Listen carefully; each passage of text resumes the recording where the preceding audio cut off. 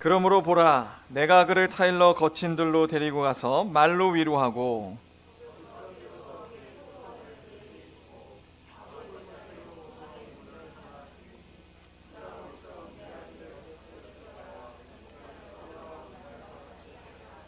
여호와께서 이르시되 그날에 내가 나를 내 남편이라 일컫고 다시는 내 바알이라 일컫지 아니하리라.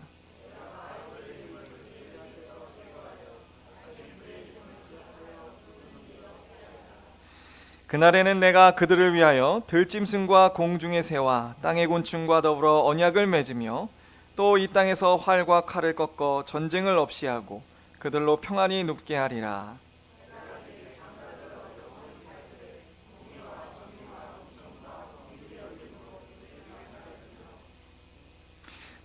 진실함으로 내게 장가들리니 내가 여호와를 알리라.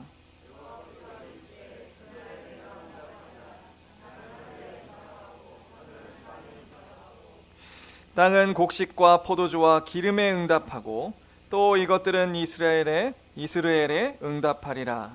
내가 나를 위하여 그를 이 땅에 심고 긍휼히 여김을 받지 못하였던 자를 긍휼히 여기며 내 백성이 아니하였던 자에게 향하여 이르기를 너는 내 백성이라 하리니 그들은 이르기를 주는 내 하나님이시라 하리라 하시니라. 아멘. 기도하시겠습니다. 사랑이 많으신 아버지 하나님, 이 시간에 우리가 하나님의 또 호세아서에 담긴 말씀을 듣습니다.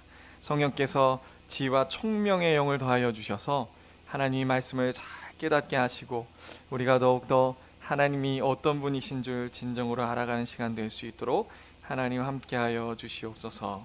감사하며 예수 그리스도의 이름으로 기도 올리옵나이다.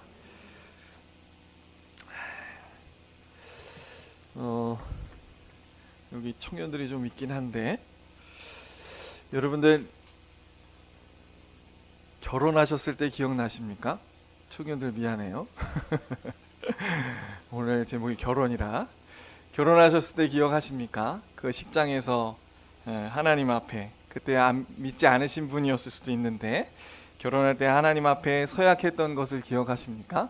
저도 기억납니다. 신랑 한승재 군이요, 그 서약서를 한번 읽어보겠습니다. 물론 그때 딱 그건 아니에요. 제가 인터넷에서 서약문을 하나 예시를 가지고 한번 여러분들 결혼하실 때 서약하시는 것들을 그때 풋풋했던 그때를 한번 떠올려 보시기 바랍니다. 신랑 한승재 군이요, 신부 이아름 양이요, 지금 곁에 서 있는 사람을 하나님이 짝지어 주신 그대의 아내, 그대의 남편으로 영접합니까? 네! 이렇게 크게 외쳤어요. 기쁠 때나 슬플 때나 건강하거나 병들 때나 부유하거나 가난하게 되는 모든 경우에 사랑하고 존중히 여기며 도와주고 보호하며 진실한 남편과 아내로 안정한 부부의 대의와 정조를 지키기로 굳게 서약하십니까? 네. 이렇게 다들 서약을 하시고 결혼을 하셨죠? 네. 지금은 어떠신가요? 그럴 땐 진짜 마음에 이렇게 사랑하며 살아야 되겠다. 그런데 세월이 가면 세월이 갈수록 이렇게 살지 못하는 부족한 저의 모습과 마주하게 되는 것 같습니다. 이렇게 그럼에도 불구하고 이때를 생각하면 참 우리가 생각만 해도 기분이 좋아요. 아닌가요? 그럴 때가 있었던 것 같아요. 자, 그런데 오늘 하나님께서 2장 19절에 이렇게 다시 한번 서약을 하시는 장면이 등장합니다. 우리 2장 19절 20절 한번 같이 한번 읽어보겠습니다. 시작. 내가 내게 장가들어 영원히 살되 공의와 정의와 은총과 긍휼히 여김으로 내게 장가들며 진실함으로 내가 장가들리니 내가 여호와를 알리라. 지금 하나님이 이스라엘 백성들에게 뭐라고 하고 계십니까? 내가 너한테 장가들 건데 정말 공의와 정의와 은총과 긍휼, 우리식으로 바꿔 얘기하면 아까 그거죠. 기쁠 때나 슬플 때나 건강할 때나 병들 때나 그 어느 때라도 내가 신실하게 사랑하겠다, 그런 마음으로 장가를 드리겠다, 이렇게 하나님께서 서약하고 계십니다. 참 감동적인 얘기죠. 네. 이 얘기를 들은 호세아는 어떤 마음이었을까요? 호세아에게 있어서 하나님 앞에 명령을 따라 결혼하게 된 그 아내 고멜은 어떤 존재였을까요? 처음에 호세아는 어떤 마음으로 결혼을 했을까요?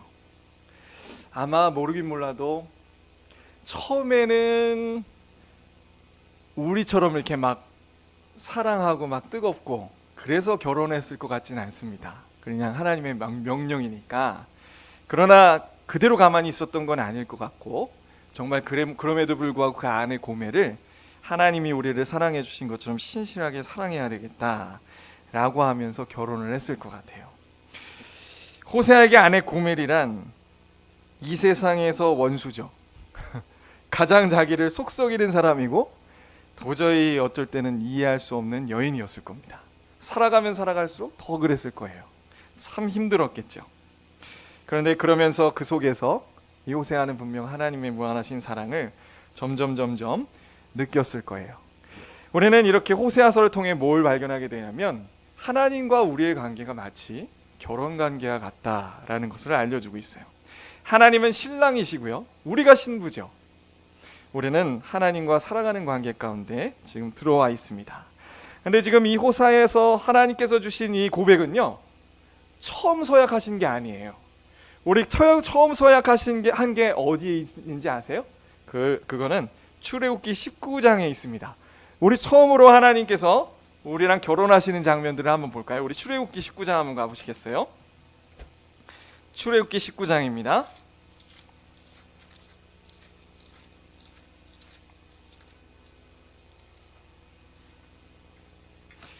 성경에 등장하는 첫 결혼의 장면이 이 장면이에요. 참 신기하게도 이스라엘 백성들과 하나님이 시내산에서 언약을 맺는 장면을 보면요, 결혼식하는 모든 요소들이 다 담겨 있어요. 그래서 참 신기합니다. 우리 먼저 보시면 하나님이 먼저 이스라엘 백성들에게 청혼을 하셔요. 그게 19장 3절부터 6절까지입니다. 우리 다 같이 한번 읽어볼까요? 시작.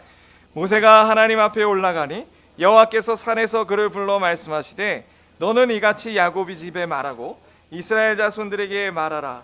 내가 애굽 사람에게 어떻게 행하였음과 내가 어떻게 독수리 날개로 너희를 업어 내게로 인도하였음을 너희가 보았느니라. 세계가 다 내게 속하였나니 너희가 내 말을 잘 듣고 내 언약을 지키면 너희는 모든 민족 중에 내 소유가 되겠고 내게 대하여 제사장 나라가 되며 거룩한 백성이 되리라. 너는 이 말을 이스라엘 자손에게 전할지니라. 이게 마치 하나님이 이스라엘 백성들에게 청혼하는 듯한 그런 모습인 거예요. 여기 표현하는 내용들을 한번 보면요, 되게 신기한데 4절 한번 보시겠어요? 애굽에서 이스라엘 백성들을 구원해낼 때 홍해를 가르셨잖아요. 근데 지금 여기 표현을 뭐라고 계시냐면 내가 이스라엘 백성들은 독수리 날개로 너희를 업어 인도하여 냈다. 되게 멋진 표현 아닌가요? 그러니까 마치 홍해 바다를 지난 것을 어떻게 표현하냐면 하나님이 독수리가 되셔서 이스라엘 백성들 200만이 되는 사람들을 등에 업고 이렇게 날아서 움직이셨다. 참 멋진 표현, 시적인 표현을 하나님이 쓰시고 계세요. 그리고 뭐라고 하냐면 우리가 청혼하거나 결혼할 사람이 있으면 내가 좀 뭔가 가지고 있는 것을 막 뽐내고 싶은 마음들이 들잖아요. 하나님도 마찬가지였습니다. 우리 5절에 보니까 뭐라고 하냐면 세계가 다 내 거야. 내가 이렇게 부자야. 내가 이 세계를 다 가지고 있어. 이렇게 표현하는 거죠. 그래서 너희가 내 말을 잘 듣고 내 언약을 지키면 너희는 내 소유가 되고 제사장 나라가 될 거야. 지금 보면은 뭐 하고 계세요? 하나님이 마치 이스라엘 백성들에게 청혼하는 것 같은 그런 모습이 보여져요. 그래서 이 얘기를 이제 모세가 듣고 7절에 보니까 모세가 어떻게 하냐면 이제 백성의 장로들을 부릅니다. 그리고 여호와께서 자신에게 말씀하신 모든 내용들을 얘기를 하는 거예요. 이 장면은 이제 뭐냐면 모세도 신부지만 마치 중매하는 것 같은. 그래서 이스라엘 백성들이 다 모아놓고 하나님이 여러분들 사랑한대. 결혼하자고 하셔. 지금 이렇게 중매하는 그런 장면이에요. 그리고 나서 이스라엘 백성들은 8절에 보니까 뭐라고 합니까? 그 얘기를 들은 이스라엘 백성들은 일제에 응답하여 이르되 여호와께서 명령하신 대로 우리가 다 행하리이다. 하나님, 정말 하나님 우리 사랑하십니까? 그러면 우리가 하나님과 결혼하고 다 당신께서 얘기하신 대로 지키며 살겠습니다 라고 승낙하는 장면이 이제 나오고 있어요. 그래서 이제 시내산에서 결혼식이 치러지고 십계명이 낭독되고 성혼 선포가 이루어져요. 우리 그 장면 볼까요? 이제 우리 예식장 딱 들어가는 장면이에요. 시내산이 예식장입니다. 그 예식장에 들어와서 어떻게 되냐면 예식하기 전에 신부가 어떻게 해요? 단장하잖아요. 그게 14절이에요. 14절에 보니까 모세가 산에서 내려와 백성들에게 이르러 백성이 성결하게 자기 옷을 빱니다. 신부가 결혼하기 위해 이렇게 단장하는 거예요. 그리고 나서 이제 여인을 가까이 하지 않고 셋째 날에 아침에 우레와 번개가 빽빽한 구름 산 위에 있고 나팔 소리가 매우 크게 들리니 진중의 백성들이 다 떨고 있어요. 그때 18절에 어떻게 됩니까? 연기가 자욱해서 여호와께서 불 가운데 거기 강림하십니다. 이게 뭐예요? 신부 입장. 신부 입장하는데 지금 막 우리가 예식장에서 신부 입장할 때 어떠죠? 막 네온 사인이 반짝반짝하기도 하고 막 피아노가 쳐지기도 하고 그런 장화함 속에 신랑이 이렇게 막 입장하잖아요. 여기는 뭔가요? 우레와 번개와 빽빽한 구름과 안개로 이렇게 장엄한 광경 속에서 하나님이 지금 시내산에 임재하고 계시는 그런 장면입니다. 그러고 나서 20장에 하나님이 근데 모세만 일단 따로 부르세요. 20장에 모세를 부르셔서 어떻게 하죠? 10계명을 낭독하는 거예요. 이게 뭐예요? 이게 바로 결혼 서약입니다. 하나님 앞에. 우리가 그걸 어떻게 할 수 있죠? 벌써 처음부터 하나님께서 얘기하시는 게 그거예요. 나는 2절에 보니까 20장 2절에 나는 너를 애굽 땅 종되었던 집에서 인도하여낸 하나님 여호와다. 그러니까 너희는 나 외에 다른 신들을 내게 두지 마. 바꿔 얘기하면 무슨 얘기예요? 나만 사랑해. 이제 너희는 나와 결혼하는 거니까 나만 사랑하고 나를 위해서 살아라. 나도 너희를 신실하게 사랑할게. 이렇게 말씀하시는 거죠. 그러고 나서 이렇게 하나님이 우리가 결혼 생활할 때 어떻게 우리가 살아가야 되는지 하나하나 알려주세요. 그리고 24장에 한번 보세요. 그렇게 알려주시고 나서 24장에 우리 한번 5절 보시죠. 24장 5절 보니까 얘기를 다 들었어요. 이스라엘 백성이 자손의 청년들을 보내어 여호와께 소로 번제와 화목제를 드리고 예배를 드리고 모세가 피를 가지고 반은 여러 양푼에 담고 반은 제단에 뿌리고 언약서를 가져다가 백성에게 낭독하여 듣게 하니 그들이 이르되 뭐라고 합니까?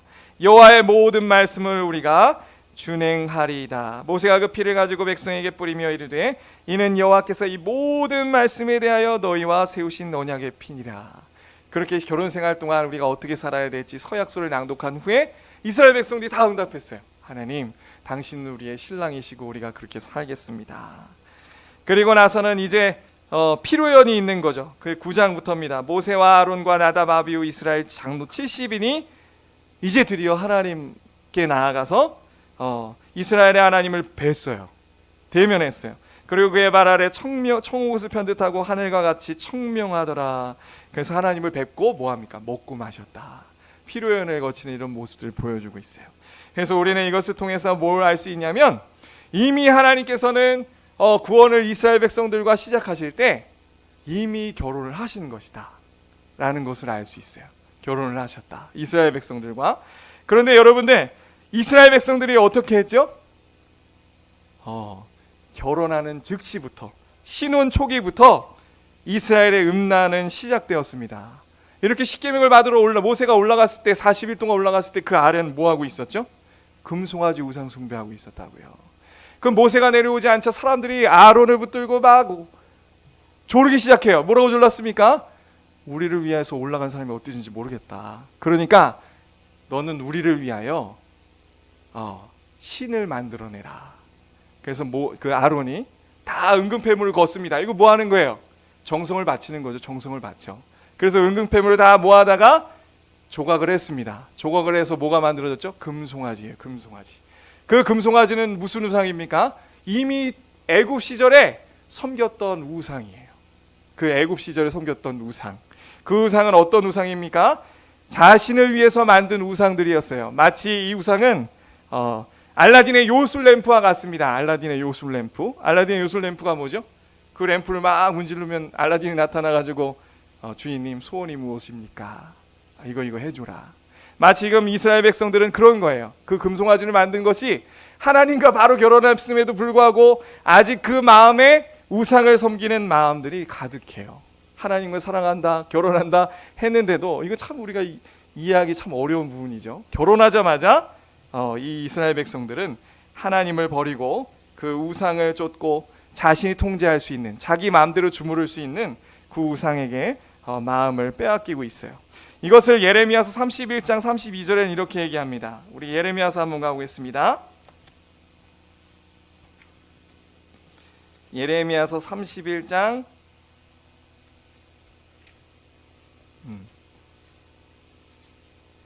32절이에요. 자, 같이 한번 읽어보겠습니다. 31절, 32절 한번 읽어볼까요? 시작. 여호와의 말씀이니라. 보라, 날이 이르리니 내가 이스라엘 집과 유다 집에 새 언약을 맺으리라. 이 언약은 내가 그들의 조상들의 손을 잡고 애굽 땅에서 인도하여 내던 날 맺은 것과 같지 아니할 것은 내가 그들의 남편이 되었어도 그들이 내 언약을 깨뜨렸음이라. 여호와의 말씀이니라. 자, 지금 뭐라고 표현하고 있어요? 이스라엘 백성들이 그렇게 결혼했음에도 불구하고 신혼 초부터 그 하나님의 결혼 서약을 깬 것을 이렇게 표현하고 있는 거야. 내가 남편이 되었어도 그들이 내 언약을 깨뜨렸다. 그래서 우리는 이것을 통해서 무엇을 알 수 있냐면, 이미 결혼 서약은 이루어졌지만 이스라엘 백성들이 그 결혼 서약을 깼다는 거예요. 신혼 초기부터 그랬다는 거죠. 하나님은 이 결혼 서약인 10계명을 주셨지만 이스라엘 백성들이 깬 것을 두고 굉장히 마음이 아파하셨습니다. 그런데 이 이스라엘의 이 음란과 그 결혼 생활에 하나님을 배반하는 그 어김은요, 무려 700년 동안 계속되었어요. 700년. 그 민수기에 보면 어떤 일이 있었습니까? 민수기에 이제 시내산에서 가데스 바네아로 가던 도중에 그런 얘기를 하죠. 막 이제 먹을 게 없는 거예요. 하나님께서 만나를 내려주실 때는 어떻게 하나님이 이런 만나를 주셨는가 너무 감사했는데, 점점 시간이 지날 때마다 그 만나가 어때요? 계속 만나 먹으니까 질린 거야. 그래서 이 사람들이 하나님 앞에 원망을 합니다. 그래서 이렇게 얘기해요. 우리가 애굽에 있을 때는 값없이 생선도 먹고 오이도 먹고 참외도 먹고 부추파, 마늘 이렇게 먹을 것들이 많았는데 우리가 광야에 나오니까 먹을 것이 하나도 없다. 마치 무엇입니까? 우리가 결혼 생활하다가 실제 우리 서로 남편과 아내와 서로 살다가 마음에 안 드는 일들이 한두 가지가 아니죠. 그래서 쟤 도대체 왜 저러나.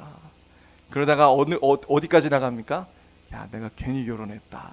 내가 그 전에 이 인간이 아니고 그때 그 남자를 잡았어야 되는 건데, 내가 그때 그 여자를 잡았어야 되는 건데, 너무 아쉽다. 이런 마음으로 지금 하나님 앞에 원망을 하는 거죠.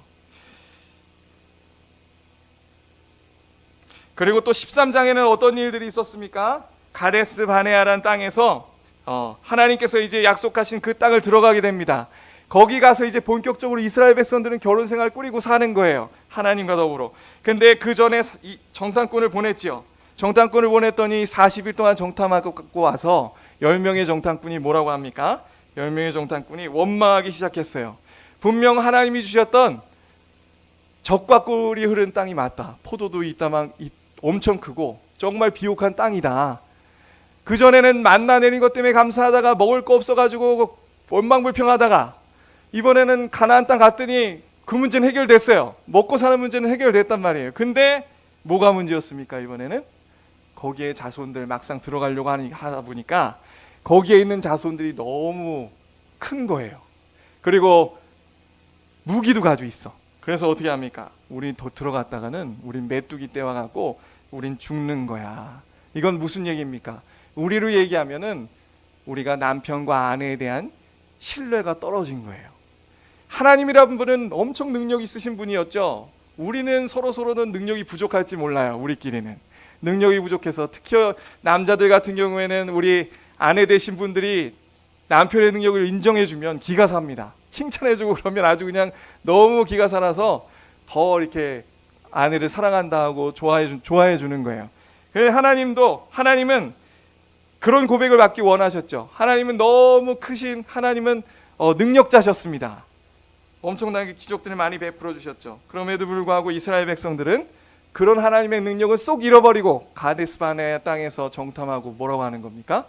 하나님의 능력을 믿지 못하는 거예요. 하나님이 지금까지 베풀어 주셨던 모든 은혜는 다 잃어버린 겁니다. 그렇게 남편을 깎아내리고 이스라엘 백성들은 하나님 앞에 범죄하고 살아가는 거예요. 그래서 가나안 땅에 들어갔어요. 그러고 나서도 사사기 때도 마찬가지였죠. 하나님 앞에 이스라엘 백성들은 또 범죄합니다. 하나님이 이스라엘 백성들을 범죄할 때마다 징계하셔서 구원자를 또 보내주시고 또 보내주시지만 이스라엘 백성들은 자신의 그 남편에 대한 신뢰와 그리고 사랑이 없는 거예요. 왕정 시대도 마찬가지였죠. 하나님이 다윗 왕을 통해서 그때는 더 하나님을 잘 믿을 수 있는 여건을 허락해 주셨어요. 왜죠? 이스라엘 백성들이 요구해서 하나님이 완벽할 것 같은 왕도 주시고, 또 누굴 주셨습니까? 선지자도 주시고 제사장도 주셨어요. 삼권 분립이 이루어졌다고요. 그래서 하나님의 말씀도 잘 선포됐을 뿐만 아니라 제사 제도를 통해서 어떻게 하셨어요? 하나님을 잘 믿고 예수 그리스도 오실 메시아를 잘 생각할 수 있도록 만들어 주셨단 말이죠. 그리고 왕을 통해서 이 모든 일들이 잘 진행될 수 있도록 하나님께서 갖추어 주셨습니다. 그럼에도 불구하고 그 왕들로부터 하나님 앞에 그렇게 살지 못했어요. 결국에 하나님은 뭐라고 얘기하십니까? 이들은 목이 굳은 백성이다. 목이 굳은 백성이고 나를 사랑하지 않고 음란하다라고 얘기를 하고 계십니다.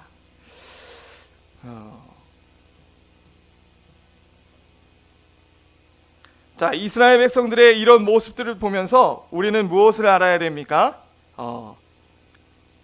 고질병을 알아야 돼요. 이스라엘 백성들은 자신의 죄를 깨닫지 못해요. 하나님이 그렇게 사랑한다고 하나님 말씀으로도 알려주시고 하나님께서 많은 은혜를 베푸셨지만 도무지 하나님의 사랑과 자신의 죄들을 깨닫지 못해요. 이스라엘 백성들은 마치 암 말기 수준의 죄의 질병에 걸려 있는 것과 같습니다. 많은 사람들이 그래요. 이스라엘 백성들도 그랬을 거예요. 죄인이란 소리는 들었을 겁니다. 배워서 우리는 하나님 앞에 죄인이구나. 그런데 그 죄를 어느 정도밖에 생각하지 못하냐면 마치 치과 가서 충치 때우는 정도. 그래, 우린 죄인이지. 많은 교회 다니는 사람들도 하나님 앞에 그렇게 생각하면서 신앙생활하는 경우가 굉장히 많아요. 우리가 교회 다녀서 예수 그리스도가 십자가를 통해 우리 죄를 용서하셨습니다. 아멘, 맞아요. 우리가 그렇게 은혜를 받은 사람들이에요. 그러나 자신의 죄가 십자가로 말미암아 구원받은 은혜는 굉장히 얕아요. 왜죠? 자신들이 구원받은 그 죄의 은혜가 마치 충치를 치료하는 것 같은 그 정도 수준밖에 안 되는 걸로 여기기 때문이에요. 이스라엘 백성들의 가장 큰 문제는 자신들이 영적으로 죽을 병에 걸렸음을 모르는 데 있었습니다. 이 부분이 참 힘든 거였어요. 왜냐? 하나님은 때마다 이스라엘 백성들이 죄를 지면요, 진노하시고 선지자라든지 제사장이라든지 사람들을 통해서 혼내셨다고요. 그런데 혼내도 별 감흥이 없어요. 왜? 나는 문제가 없으니까. 오히려 하나님 앞에 서운하고 이해가 안 됩니다. 따져 묻는 거예요. 나 하나님 아무 잘못도 없는데 왜 하나님이 나한테 저러실까? 그리고 하나님이 처음에는 조그만 고난을 주셨을 수 있어요. 징계매를 내십니다. 별로 감흥이 없죠. 사사기 때처럼 잠깐 기도하고 모면하면 또다시 돌이키는 거예요. 왜 그렇죠? 자신이 얼마나 큰 죄인인지 모르는 거예요. 하나님이 더 큰 고통을 주십니다. 그런데도 몰라요. 그런데도 잠시 잠깐 하나님 앞에 매달려서 기도했다가 다시 돌아보게 되는 거예요. 왜 그렇죠? 자신의 죄를 지지리도 못 깨달아서 그렇습니다. 이것을 통해서 우리는 무엇을 알 수 있냐면 정말 이스라엘 백성들은요, 정말 죽기 직전에 아주 심각한 말기 암병에 걸렸구나, 영적 질병에 걸렸구나. 그리고 이 병을 치료하기 위해서는 하나님은 특단의 수술을 하실 수밖에 없었구나라는 점을 우리는 분명히 알 수 있게 됩니다. 우리 2장 호세아서로 다시 넘어가 보겠습니다. 호세아서 한번 가보겠어요.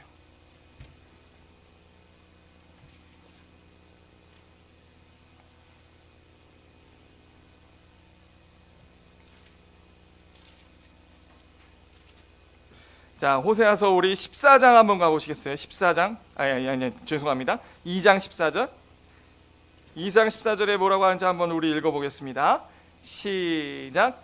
그러므로 보라, 내가 그를 타일러 거친 들로 데리고 가서 말로 위로하고. 지금 하나님께서 뭐라고 얘기하시냐면 그들을 타일러서 거친 들로 데리고 가겠다. 그리고 거기서 말로 위로하겠다. 이건 무슨 얘기입니까? 이스라엘 백성들이 거친 들에 나가지 아니하면 그들은 자신들의 죄를 알지 깨닫지도 못하고 하나님 앞에 돌아올 수 없다는 말이에요. 그래서 하나님께서는 실제 이 거친 들을 주셨습니다. 그게 뭐였죠? 722년에 이스라엘 백성들이 아수를 통해서 멸망하는 일이었어요. 우리가 볼 때는 하나님이 좀 너무하시다라고 생각할 수 있습니다. 그러나 하나님께서 여기에서 말씀하시는 건 뭐냐면 그렇게 특단의 조치를 취하지 않는 이상은 도저히 이스라엘 백성들은 돌아올 수 없다라는 것을 알려주고 계세요. 그만큼 우리의 죄는 심각했던 겁니다. 자, 이스라엘 백성들은 구제불능이었어요. 이런 이스라엘 백성들이 하나님 앞에 돌아와서 이제 다시 한번 하나님을 남편으로 부를 수 있는 일은 이스라엘 백성들 스스로는 절대 못하는 일입니다. 우리도 마찬가지죠. 우리가 하나님의 은혜를 깨달아 구원받고 우리가 정말 우리 신앙이 하나님을 향하여 그 사랑으로 가득 차게 되는 것은 우리 힘으로는 절대 불가능한 일입니다. 우리는 우리 속에 있는 죄악들을 버릴 수가 없어요. 예수 그리스도보다 더 마음의 만족을 삼고 더 우리가 평상시에 쉴 때에 찾는 여러 가지 것들, 우리가 하나님보다 예수 그리스도 한 분만으로 만족해야 되는 우리가, 그래서 말씀 가운데 하나님을 더 기억하고 생각해야 되는 우리가 평상시에 우리의 마음이 흘러가는 거, 거기서 만족을 찾으려는 거, 우리가 이거 스스로 버릴 수 있나요? 없는 거 아시죠? 여기 앉아 계신 분들 모두 다 아실 줄 믿습니다. 정말 힘들어요. 별거 아닌 것 같은데 자꾸만 또 그 자리에 가서 그걸 탐닉하고 있고, 또 가서 탐닉하고 있고, 또 가서 탐닉하고 있고. 그런데 그렇게 탐닉하다 보면 우리가 점점 더 병이 들고 우리는 걷잡을 수 없이 될 수도 있는 겁니다. 하나님께서는 이스라엘 백성들을 속에 관영한 그 악한 마음들, 그 우상을 숭배하는 마음들을 치료하시기 위해 특단의 조치를 취할 수밖에 없으셨어요. 그래서 스스로는 구원할 수 없고 누가 구원하십니까? 오늘 우리 2장 18절부터 보게 되면 내가라는 말이 계속 반복되어 나오고 있습니다. 그날엔 내가 그들을 위하여 듬찜 쓴가. 우리 16절 한번 보시죠. 16절 17절. 여호와께서 이르시되 그날에 내가 나를 내 남편이라 일컫고 다시는 내 발이라 일컫지 아니하리라. 그렇게 하나님을 떠나 하나님을 사랑하지 않고 우상을 쫓았던 이스라엘 백성들이 이제는 내 남편이라 부르고 내 바알이라 일컫지 아니하겠다. 어떻게 그럴 수 있죠? 17절이에요. 내가 바알들의 이름을 그의 입에서 제거하여 다시는 그의 이름을 기억하여 부르는 일이 없게 하리라. 어떻게 그런 결과가 나죠? 내가 하나님이 바알들의 이름을 그 입에서 제거하겠다. 이스라엘 백성들을 제거하겠다. 다른 말로 얘기하면 우리 마음에 있는 그 우상들을 제거하겠다라고 하시는 거예요. 누가요? 내가. 그리고 18절부터 보니까 계속 내가 나와 있습니다. 그날에는 내가 그들을 위하여 들짐승과 공중의 새와 땅의 곤충과 더불어 언약을 맺겠고, 또 19절 보세요. 내가 내게 장가들어 영원히 살되 공의와 정의와 은총과 긍휼을 여김을 내게 장가들고, 또 20절 진실함으로 내가 내게 장가들리니 내가 여호와를 알리라. 다 지금 어떻게 얘기하고 있습니까? 어떻게 그 사람들이 다시 한번 돌아와 신실한 아내로 살아갈 수 있습니까? 하나님 때문이에요. 하나님.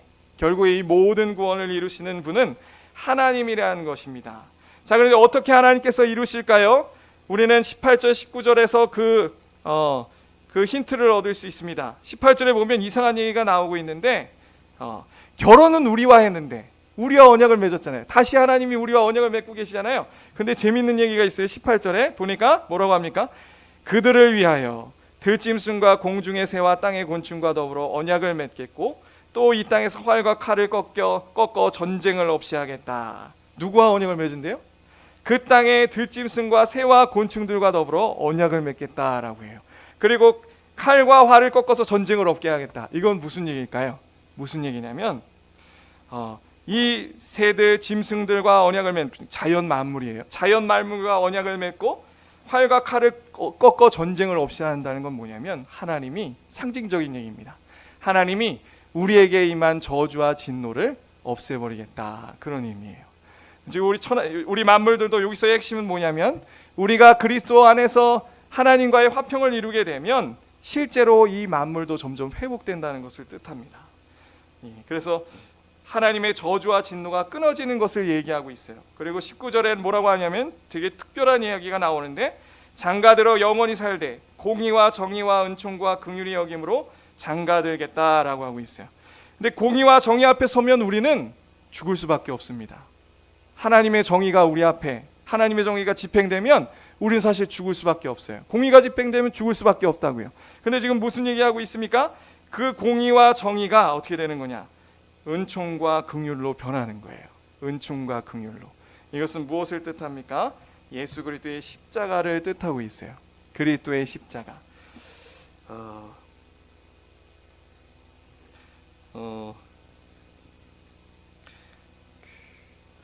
예수 그리스도의 십자가는 우리와 막힌 하나님과의 관계를 회복하는 것이었습니다. 우리 출애굽기 다시 한번 가보시겠습니다. 출애굽기 32장이에요.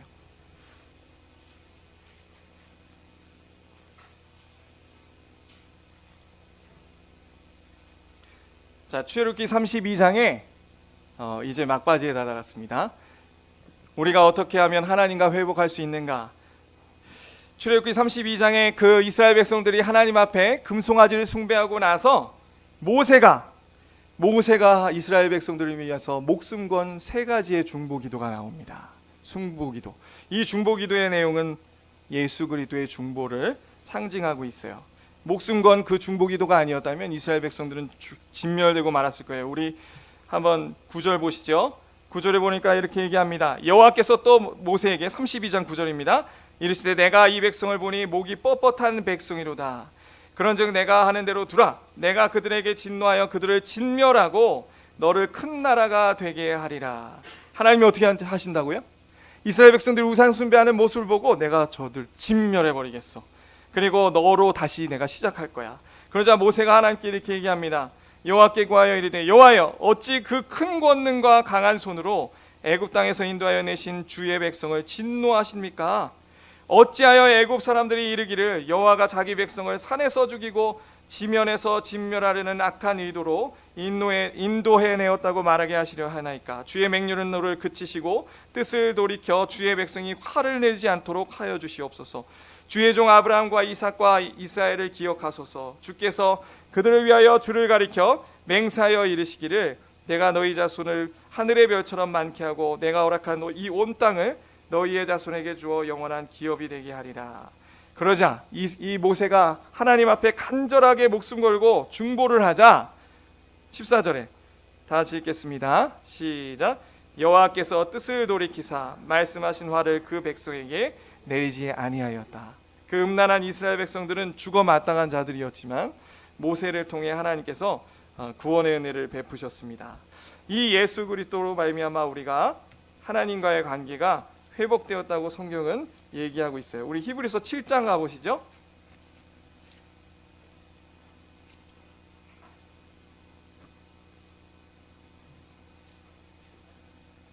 히브리서 7장 22절 25절입니다. 우리 같이 읽겠습니다. 시작. 이와 같이 예수는 더 좋은 언약의 보증이 되셨느니라.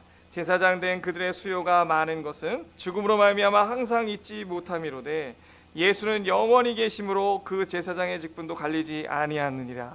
그러므로 자기를 입어 하나님께 나아가는 자는 온전히 구원하실 수 있으니 이는 그가 항상 살아계셔서 그들을 위하여 간구하심이라. 자, 지금 예수가 뭐라고 합니까? 더 좋은 언약의 보증이라. 뒤에 9장에는 새 언약의 중보자니라 라고 나와 있어요. 그래서 히브리서 4장에 이렇게 얘기합니다. 우리에게는 대제사장이 있으니 너희는 담대히 하나님 앞에 나아갈지니라. 자, 무슨 얘기냐? 어떻게 오늘 제목이 영원히 회복될 결혼 서약입니다. 우리가 어떻게 하나님과의 관계를 유지할 수 있습니까? 그 정의롭고 공의로우신 하나님 앞에 결혼 생활을 유지할 수 있을까요? 우리 편에서는 아무것도 없는 거죠. 우리 편에서는 아무것도 없습니다. 우리가 할 수 있는 건 없어요. 우리는 우리의 죄를 깨닫고 회개조차 할 수 없는 것입니다. 그런데 예수 그리스도가 십자가로 말미암아 우리의 모든 죄들을 목숨을 내어 던지면서 사하셨어요. 그리고 그것으로 끝나는 것이 아니라 예수님은 지금 어디 계십니까? 부활 승천하셔서 하나님의 보좌 우편에 앉으셔서 지금도 우리를 위해서 간구하고 계세요. 우리를 위해서 다시 한번 우리가 죄 지을 때마다 모세가 중보했던 것처럼 하나님 내가 이들을 위해서 죽었습니다. 하나님 그러니까 이들을 벌하지 마시고 그 결혼 관계를 파하지 마시옵소서라고 하나님 앞에 간구하고 계시는 거예요. 자, 여기서 가장 중요한 핵심은 뭐냐? 오늘 호세아에서 가장 중요한 핵심은 뭐냐? 하나님은 변하신 적이 없습니다. 그렇죠. 하나님은 아까 봤듯이 시내산에서도 장가드셨고 하나님은 결혼을 서약하셨어요. 내가 너희를 사랑하겠다.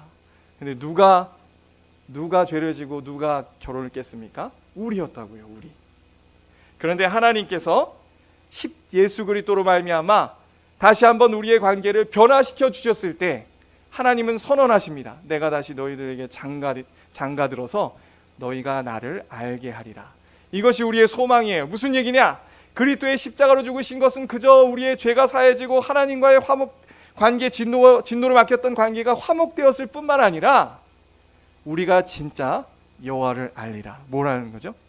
하나님이 정말 얼마나 정의로우시고 공의로우시고 하나님이 얼마나 우리에게 은총과 자비와 사랑으로 함께 하시는지 그 사랑을 알고 우리가 변화되겠다라고 말씀하시는 거예요. 그러니까 하나님의 그 중보하심은 지금도 예수 그리스도께서 천상에서 하고 계신 중보는 무엇이냐?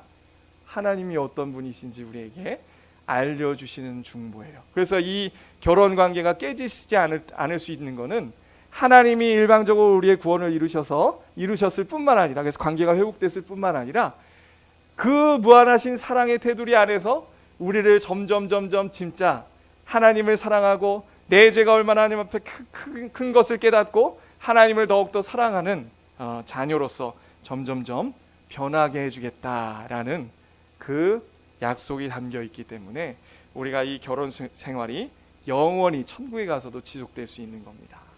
후자도 중요한 거예요, 여러분. 계시록에 보면 그 신부가 내려오면서 단장한 것 같더라라고 나왔죠. 거기에 나와 있는 그 신부 단장한 것을 뭐라고 얘기합니까? 올바른 행실이더라. 여전히 우리의 행실은 부족해요. 하나님을 사랑하는 마음도 부족합니다. 그럼에도 불구하고 하나님께서는 그리스도 안에서 우리의 마음과 우리의 모습들을 변화시키셔서 정말 하나님이 기뻐하는 자로 점점점 만들어 가고 계시는 거예요. 그래서 우리는 그리스도 안에서 예수 그리스도를 닮아가고 그 중보의 은총을 입어서 그리스도를 닮아가고 정말 신부다운 사람들로 점점점 열매를 맺어서 변화되어 가는 것입니다. 그래서 하나님께서 베푸신 이 결혼의 은혜는요, 정말 우리를 변화시키는 은혜예요. 정말 이 은혜가 우리 모두에게 있기에 소망합니다. 기도하겠습니다. 사랑하신 아버지 하나님, 감사합니다. 아버지 하나님, 오늘 영원한 결혼 서약을 하시는 하나님의 모습을 보면서 아버지, 우리가 소망을 삼습니다. 하나님, 이전에는 우리의 마음을 결혼은 했으나 아직 우리의 마음이 혹여나 하나님을 더 사랑하지 못하고 하나님, 내가 더 우상 숭배하는 마음으로 더 무언가 하나님보다 다른 것을 찾음으로 인해서 내 만족과 내 행복을 누리고자 하는 마음이 있을 수 있습니다. 그러나 하나님, 정말 하나님께서 예수 그리스도를 보내셔서 십자가에 달리시고 지금 이 순간에도 우리를 위하여 중보하시는 그 은혜를 믿습니다. 하나님, 우리가 그 예수 그리스도로 말미암아 내 죄를 더욱더 깨닫게 하시고 아버지 하나님, 내가 그 우상으로부터 벗어나 더욱더 하나님을 사랑하는 자로 변해가게 하여 주시옵소서. 하나님, 그로 말미암아 천국에 가기까지 우리가 먼저 이 땅에서 하나님을 온전히 사랑하는 아버지, 그런 정결한 신부로 점점점 변해가는 그 결혼 생활을 진행해 나아갈 수 있도록 하나님 은혜 베풀어 주시옵소서. 감사하며 예수 그리스도의 이름으로 기도 올리옵나이다. 아멘.